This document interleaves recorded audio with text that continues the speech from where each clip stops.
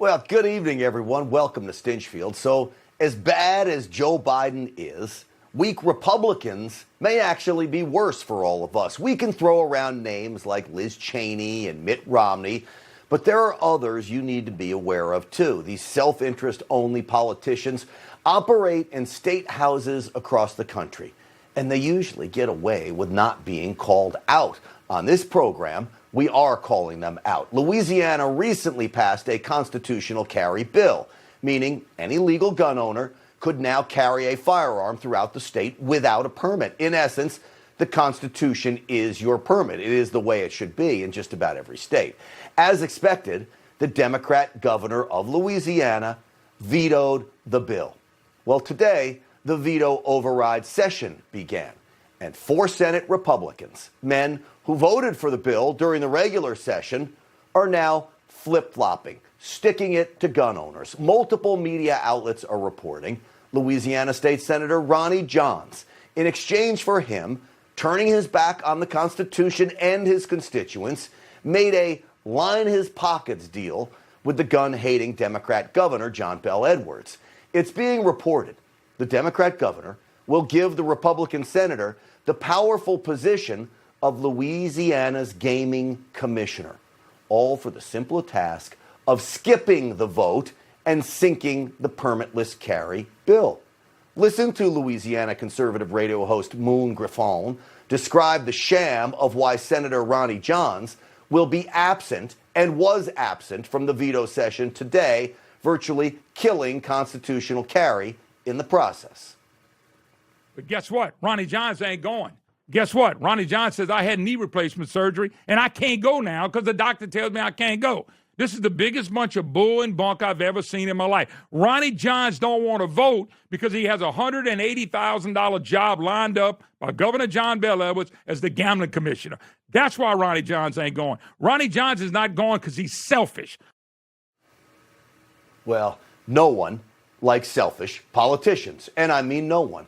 Senator Johns wants the people of Louisiana to give him a pass for skipping a vote today on one of the most important gun bills in Louisiana history. The charade needs to stop. Trading votes or even no-show votes for a high-paying state job is disgusting. This is how politics works in third-world countries. But it's not just third-world countries anymore. It happens in America, everywhere, in fact, from Baton Rouge to D.C., one swamp to another. He ain't a man. He is YOLA, and if he doesn't go vote, folks, he has flipped off his constituents and the people of Louisiana. Maybe Moon Griffon, the radio host, ought to run for his seat, right? Another senator, though, who blindsided Louisianans with his selfishness is Senator Patrick Connick. He voted in favor of constitutional carry just a few weeks ago, and today he voted against it. Why? Everyone from gun lobbyists to gun rights reporters are warning the public that he traded your constitutional right for some infrastructure spending in his home district.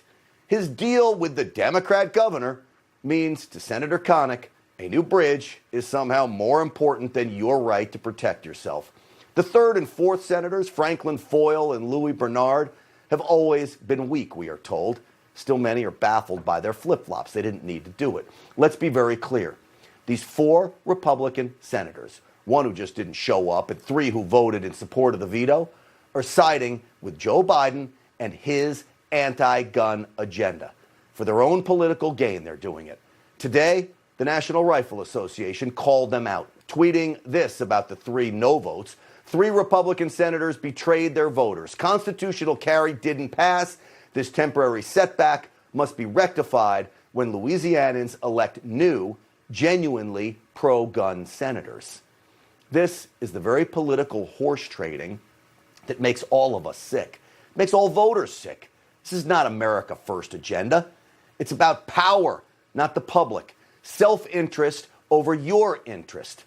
These are the very swamp creatures. This time they're in Louisiana, next time they're in your state house.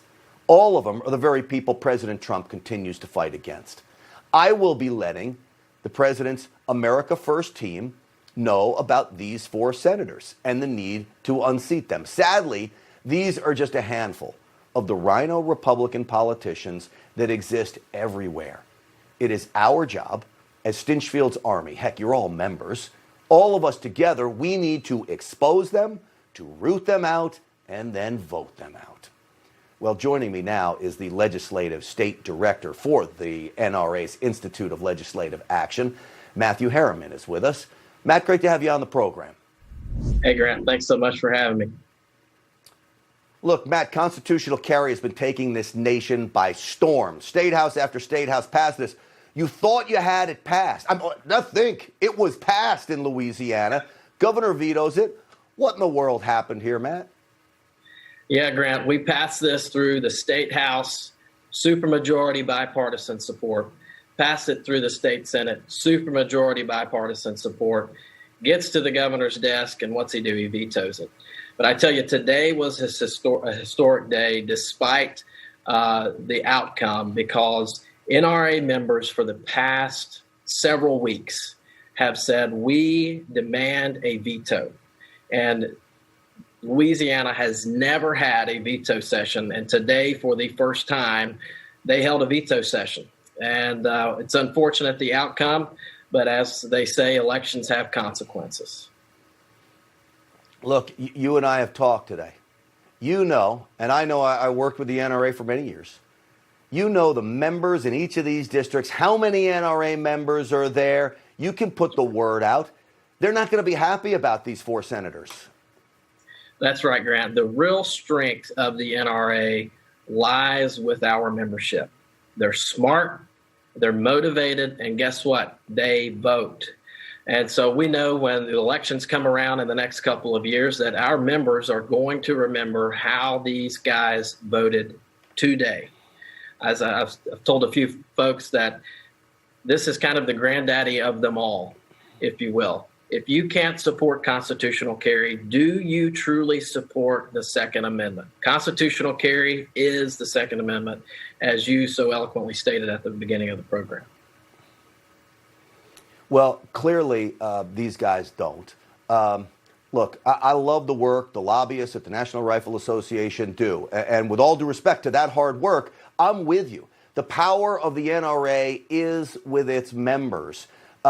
This doesn't just happen in Louisiana. How frustrating is it for the men and women who are working in state houses across the country on behalf of the members of the National Rifle Association to have to deal with these what we call rhino Republicans, Republicans in name only, that really, I guess, have no respect for the Second Amendment? Yeah, I tell you, it certainly has its unique challenges. But my job on a daily basis and my colleagues' jobs on a daily basis is to walk into these state houses and to remind the men and women that hold these offices why they were elected. They were elected to uphold their oath of office, which is the Constitution, not only of these states, but of the United States of America. I said the other night to a group that we were rallying with on the steps of the Capitol that perhaps Governor Edwards needs a refresher on why and how this country was founded. And I think I need to have these 4 senators be reminded of the same thing.